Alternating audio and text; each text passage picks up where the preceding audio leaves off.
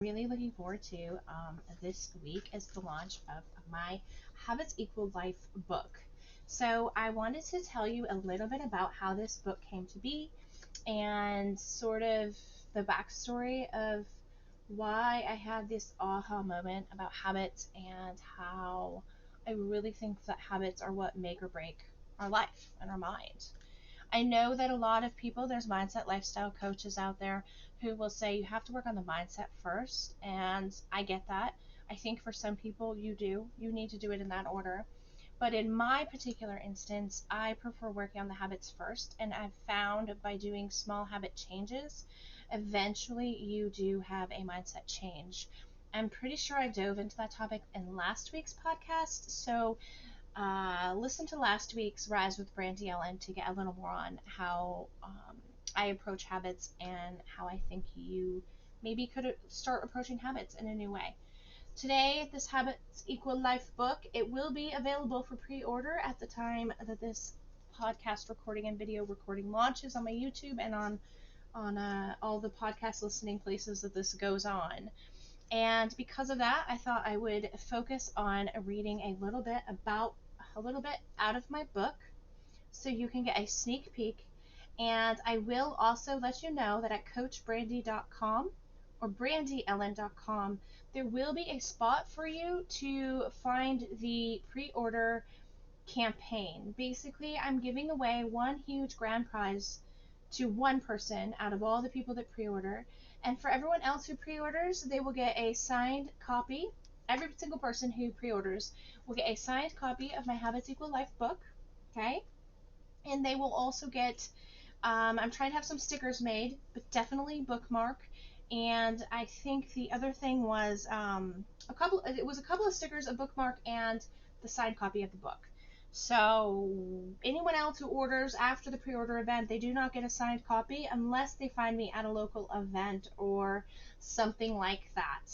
So this is a great way to get a signed copy of my first published book by myself. This is actually my second published book, though, if I'm being honest. I have another one called Positive Girl, The Power of Your Thoughts. That was actually co-authored with my firstborn kiddo. You can find that on Amazon as well.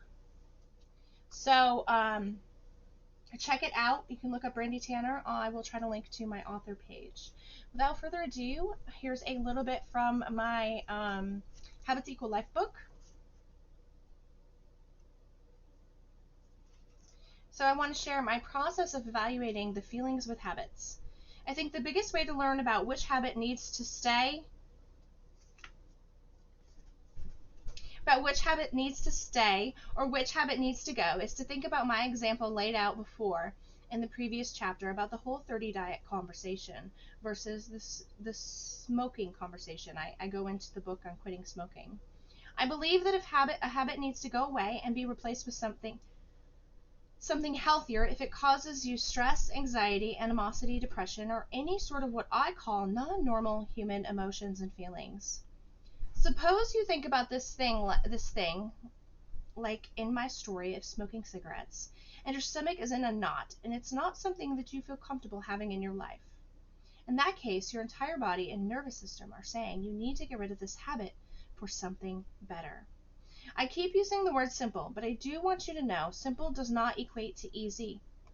The step of learning about which habits need to stay or which habits need to go is all about picking a habit that makes you feel non-normal human emotions, meaning it doesn't make you feel joy, it doesn't make you feel confident, and it doesn't make you feel content. This habit makes you feel embarrassed, shameful, or dirty. Those are reasons to figure out how you can adjust this habit that you're looking to change to live a better life. Sometimes I use a pros and cons list with different habits to see if there are more pros and cons with this habit. If there are more pros and cons, then I look at this habit or the different habits that I'm evaluating and I start with a simple habit. That's how I feel you have the most success. Start with a smaller habit to change. As you can imagine, quitting smoking was probably one of the harder habits that I've done over the past 3 years or 4 years, but it wasn't the only habit that I've changed. Since quitting smoking was one of the hardest things I've done in the last 3 or 4 years, I decided to use it as my case study in this Habit Equals Life book. I want to show you the simple concept and process can change even the hardest habits in your life. That said, if you're new to this and trying to look inward and change your life for the better, I invite you to take a look at a tiny habit, evaluate how it makes you feel, and do a pros and cons list.